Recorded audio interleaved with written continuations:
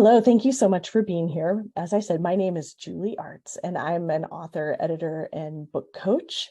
And I was lucky enough this summer to attend HippoCamp, which is a nonfiction writing conference, and go to a session presented by Dr. Stacie Walton, who's my special guest today.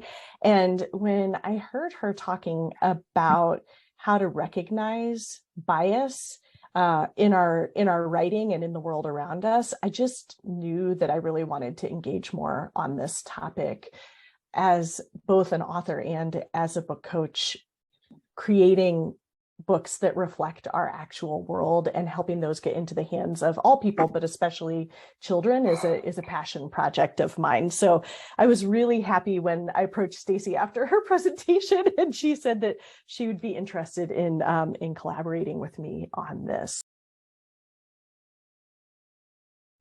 Why talk about culture? Culture is usually very invisible to us. It's like the air that we breathe.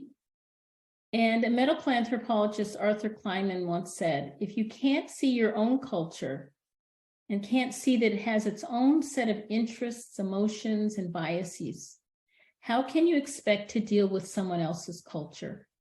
So one of the premises of today is to think of this conversation not only about other people's culture, but also think about it in terms of your own. Next slide. I have a couple definitions of culture for you all. One is from the world of anthropology, the other is the world of sociology, and you can see that they're a little different, so it depends on their perspective, what you think about culture. E.B. Taylor says culture is that complex whole that includes knowledge, belief, art, morals, law, customs, and any other capabilities and habits acquired by a human as a member of a society.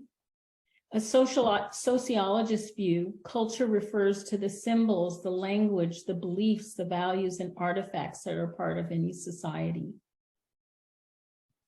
So when we're talking about culture in our writing, and specifically about cultural competency, it's all about understanding how these different groups of people are both the same and different from yourself as the author and from your reader as the audience for the story, and how that culture impacts characters on the page and the experience that the reader has when they approach your story.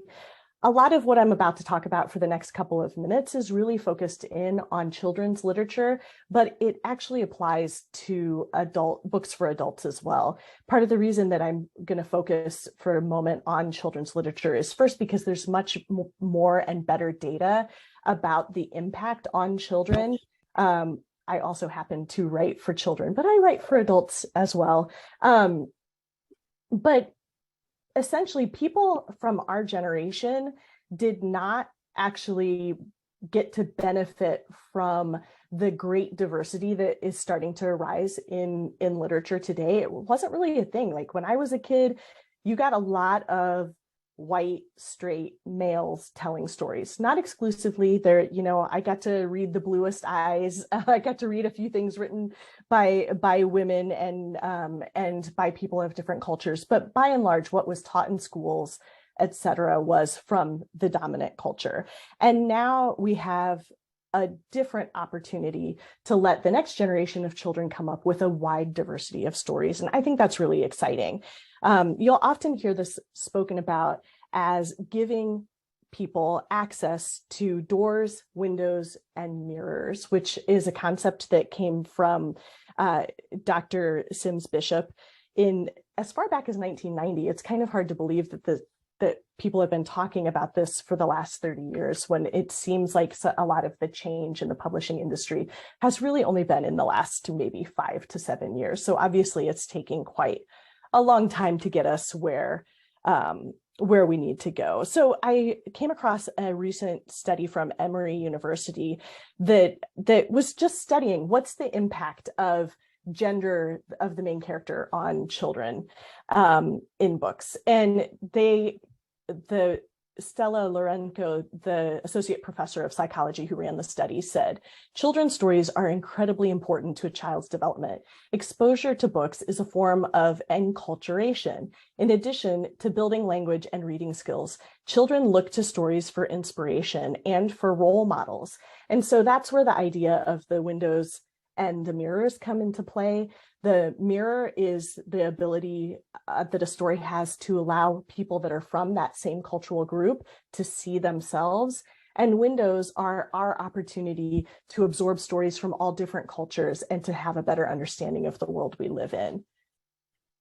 So I don't want to belabor the point too much, but the Cooperative Children's Book Center every year for the last several years has put together information about diversity in children's literature. And this is the most recent set of numbers that they've released, which is 2018. And it shows you that despite the fact that our culture is really not representative of these percentages, that our books are really not in line with the demographics of our country. So basically, in children's books in 2018, 50% of books were written by and about white people. And you can see that this child here gets to see himself in all different kinds of ways and different kinds of mirrors, and you can see he's a superhero, he's an astronaut, he's all these different things. And then you actually have 27% of children's books that are have an animal main character. So it's actually easier to see yourself in a children's book if you are a bear than if you are, for example, a Native American or First Nations person. So I think it's important to think about the ways that our stories have the opportunity to expand people's worlds in this way.